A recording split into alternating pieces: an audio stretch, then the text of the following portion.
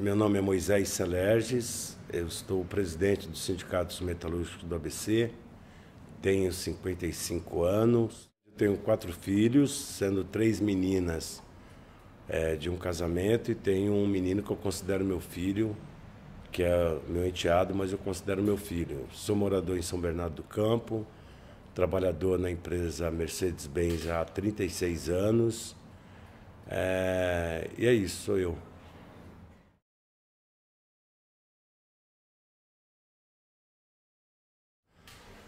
Não, na verdade, desde que começou esse processo da Lava Jato, às vezes chegava numa sexta-feira, quando a gente saía aqui do sindicato, ia no boteco tomar um negocinho, a gente conversava sobre isso. E desde o início a gente achava que esse processo todo era para prender o Lula.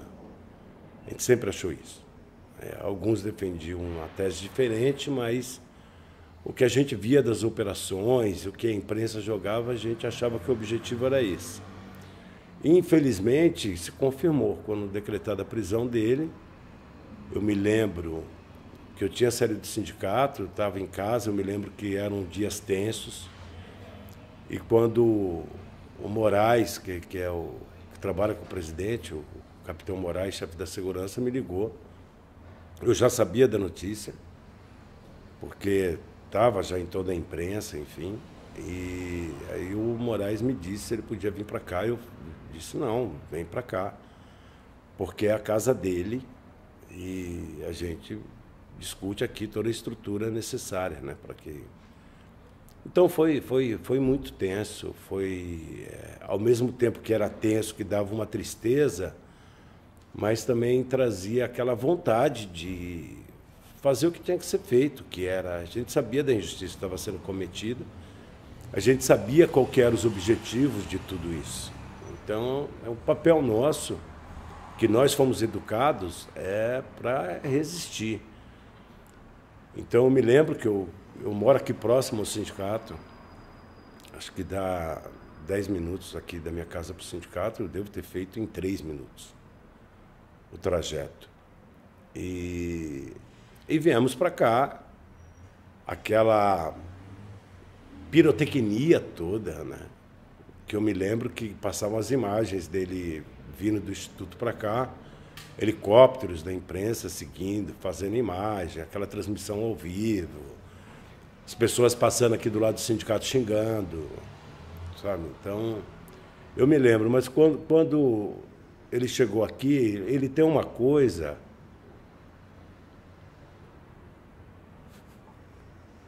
que eu não sei se é todo ser humano que tem, mas ele passa uma tranquilidade, de uma certa forma, sabe? Ele todo o tempo demonstrou certeza que a justiça um dia ia acontecer. Então, de vez de nós tranquilizarmos, ele que tranquilizava a gente aqui. Entendeu? É incrível, porque ele que tranquilizava. Enfim, ele veio para cá e organizamos, conversamos qual que seria o papel nosso aqui, o que nós faríamos. Fizemos uma estrutura para que ele ficasse aqui. Uma das conclusões é que ele não poderia sair daqui. E, paralelamente, quando ele chegou aqui, a partir do momento que ele chegou aqui, o povo começou a chegar aqui em torno do sindicato, né? Eu me lembro que os primeiros foi uma ocupação que tinha aqui em São Bernardo, que era uma ocupação do MTST, foram os primeiros que chegaram. Depois chegaram os trabalhadores da nossa categoria, os trabalhadores da Volkswagen, vieram em passeata para cá, e aí quando a gente olha pela janela em torno do sindicato, essas ruas estavam tomadas. E então isso trouxe para nós também uma certa segurança. É lógico que nós discutíamos, algumas pessoas aqui do sindicato, quais seriam as reações, por exemplo, do poder público aí, da segurança, enfim, da polícia. Então a gente discutia estratégias, mas toda estratégia era conversada entre nós, mas a gente sempre pediu o aval dele. Me lembro que a partir daquele dia, dos dias que ele ficou aqui, a grande discussão que tinha é se ele iria para Curitiba ou não. As pessoas que estavam aqui em torno do sindicato, a grande maioria, dizia que ele não teria que sair daqui. E eu me lembro que numa conversa que eu tive só eu e ele, eu perguntei para ele se ele iria para Curitiba ou não. E a decisão que ele tomasse, nós iríamos trabalhar no sentido do que ele falasse. E eu me lembro que aqui em torno do sindicato tinham famílias, tinham crianças, aquele clima tenso, a polícia podendo, a qualquer momento, né, querer entrar no sindicato para buscar ele. E ele disse, não, eu vou para Curitiba, eu vou para lá. Existem muitas pessoas aqui em torno do sindicato, eu não quero sangue.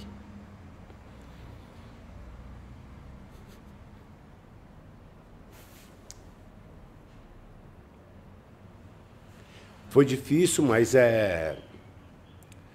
que nem eu disse, né? Ele é foda, porque ele pensou e a decisão dele foi correta. Aí foi o trabalho, né? Tirar ele daqui de dentro, né? Porque o povo não queria que ele saísse daqui. Então eu me lembro que a gente discutíamos estratégias. Ah, ele sai com um carro por aqui, sai um carro preto por aqui, o pessoal vai pensar que ele está dentro. Aí ele sai por um outro portão, dentro do seu carro, Moisés, sabe? Descaracterizado e tal. Paralelamente, a gente sabia que tinha um pessoal, se eu não me engano, eu não tenho certeza, se era o Zé Eduardo Cardoso que estava negociando com a Polícia Federal. E, enfim, mas todos os planos que a gente elaborava aqui para a retirada dele não dava certo.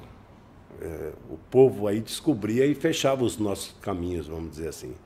Mais tarde eu vim descobrir o porquê disso. A minha companheira, Amanda, é minha companheira. Muitas vezes ela estava do meu lado, ela não queria que ele se entregasse. Então, quando a gente discutia um plano de saída dela, ela ia na janela e entregava o plano, para que as pessoas fechassem. Então, cenas que nem o portão do nosso sindicato sendo derrubado, para que ele não saísse.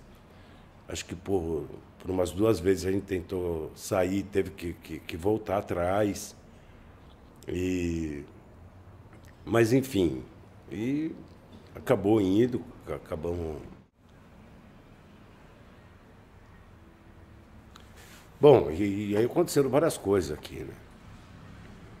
Nesse decorrer desse tempo. Tipo, falta água, a gente não sabe se o pessoal cortou, né? Entendeu? E algumas curiosidades, né? Quer dizer, as pessoas entrando aqui para visitar, muitas vezes teve problema, porque alguns companheiros às vezes hostilizavam a imprensa, a gente não queria isso. Entendeu? Por mais que a gente... E eu tenho certeza que a mídia tradicional trabalhou para isso tudo que aconteceu. Eles foram protagonistas nisso, junto com o judiciário. Esse golpe, né, na verdade, que ocorreu no país, eles são responsáveis por isso, mas nós tratamos sempre os trabalhadores da imprensa de forma respeitosa. Então, teve alguns momentos que teve alguns conflitos, enfim. Mas a gente deu a estrutura para que ele se sentisse de forma confortável aqui. Colchão novo, colchão macio para ele descansar, essas coisas. Entendeu? Ele ficou no subsolo do sindicato, a família dele sempre presente, entendeu? Então, enfim.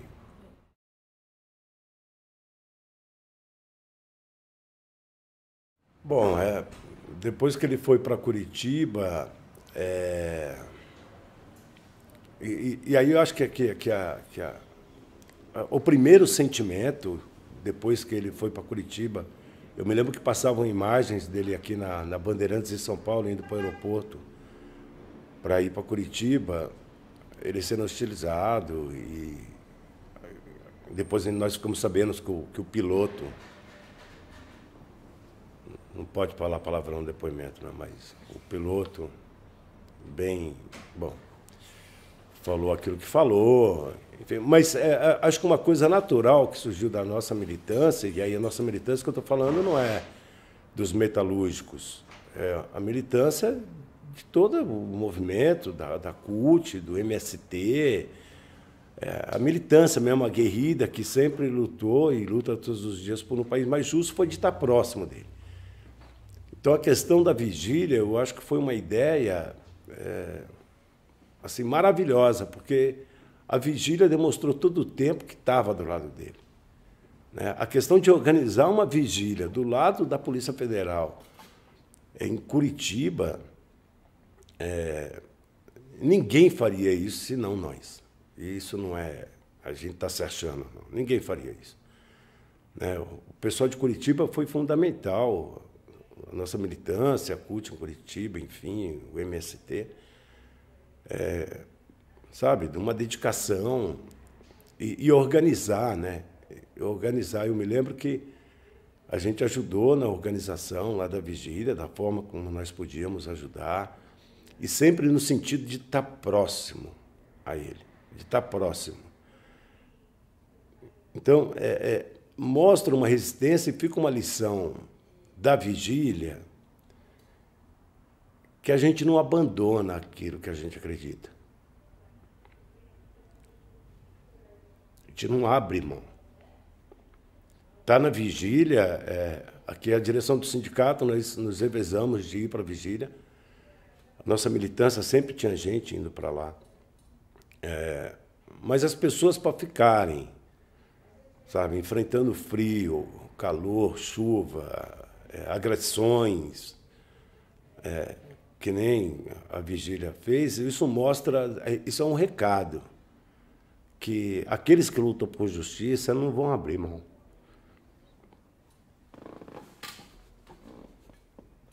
Eu acho que a vigília mostrou o seguinte: a luta não era só pelo Lula livre, acho que era pelo povo livre. Sabe? Do mesmo jeito que faz a vigília, foi feita a vigília lá em Curitiba, todos os dias a nossa militância faz a vigília para acabar com as pessoas dormindo na rua, para acabar com as pessoas passando fome. Então, a vigília é diária, na verdade, né? A nossa luta é diária para acabar com essas injustiças. Então, agora o recado que ficou da vigília foi a resistência, sabe, a teimosia de lutar por justiça. Eles têm que aguentar a gente. Os mais poderosos desse país têm que aguentar. Sabe, a luta existe desde o tempo da escravidão nesse país aqui. Então, quer dizer, até antes, né? Mas, enfim, os índios, enfim. Então é uma luta diária. Por isso que nós somos o que somos. As pessoas admiram ou nos odeiam. Entendeu? Agora, com certeza, aqueles que querem uma sociedade mais justa, nos admiram. Então, acho que é essa a lição que ficou. Não mexe comigo que eu não ando só.